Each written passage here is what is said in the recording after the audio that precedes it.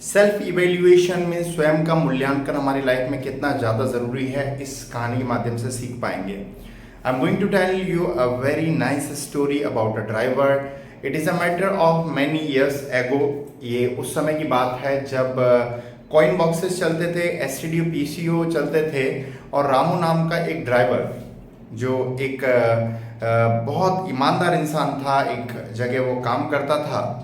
तो एक बार वो एसटीडी पीसीओ पर जाता है और वहाँ कॉइन बॉक्स में एक कॉइन डालता है और घंटी बजती है, ट्रिंग ट्रिंग। उसके मालिक फ़ोन उठाते हैं और वो पूछता है, सर मैं एक ड्राइवर हूँ, काफ़ी अनुभवी हूँ, ईमानदार हूँ और मेहनती हूँ, और मैंने सुना है कि आपको किसी एक ड्राइवर की ज़रूरत है, तो क्या आप मुझे नौकरी दे सकते हैं?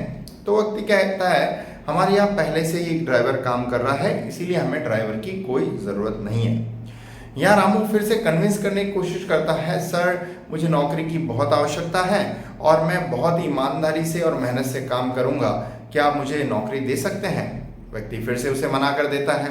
रामू फिर कन्विंस करने की कोशिश करता है कि सर मैं आपका काम जो है ड्राइवर के अलावा और भी कर सकता हूं, जैसा कि आपके घर का कुछ सामान लाना, सब्जियां लाना, बच्चे को स्कूल छोड़ना, साफ सफाई, ये सारे मैं काम भी कर सकता हूं, और मैं तनख्वाह भी आपके यहाँ जो ऑलरेडी ड्राइवर काम कर रहा है उससे भी काफ़ी कम मैं तनख्वाह लूँगा। इतना कन्विंस करने के बाद भी व्यक्ति कहता है कि भैया ना तो हमें आपकी कम तनख्वाह वाला जो है ऑफर पसंद है, और ना ही आप इतना एक्स्ट्रा काम करेंगे उससे हमें कुछ लेना देना है। मेन बात है कि हम जो ड्राइवर हमारे यहाँ काम कर रहा है उससे पूर्ण रूप से संतुष्ट हैं, इसीलिए हमें ड्राइवर की कोई ज़रूरत नहीं है, ऐसा कहता है और व्यक्ति फ़ोन तुरंत काट देता है। अब रामू जो जिस एसटीडी पर होता है वहाँ जो दुकानदार होता है वो उसकी बातें सुन रहा होता है, और वो कहता है कि आप इतना नौकरी के लिए गिड़गिड़ा रहे हैं, तो क्यों ना मैं आपकी कुछ एक मदद करूं। मेरा जो बेटा है वो शहर में काम करता है और उसे एक ड्राइवर की ज़रूरत है, तो आप उसके यहाँ जाकर नौकरी कर सकते हैं। तो रामू कहता है, आपकी मदद के लिए धन्यवाद, लेकिन मुझे कोई नौकरी की ज़रूरत नहीं है। व्यक्ति दुकानदार जो होता है वो काफ़ी हैरान हो जाता है और वो कहता है कि अभी तो आप नौकरी के लिए बहुत ही मिन्नतें कर रहे थे और अब कह रहे हैं मुझे नौकरी की कोई ज़रूरत नहीं है, भलाई का कोई ज़माना ही नहीं रहा। तो रामू कहता है कि मैं ये जो कर रहा था अभी, ये एक स्वयं की इवेल्युएशन थी, स्वयं की परीक्षा थी। वो व्यक्ति जो काम करता है उस मालिक के यहाँ वो और कोई नहीं, मैं खुद ही हूँ, और मैं अपना इवेल्युएशन कर रहा था, मैं अपने आप को चेक कर रहा था कि मैं एक अच्छी तरीके से काम कर रहा हूँ या नहीं कर रहा हूँ।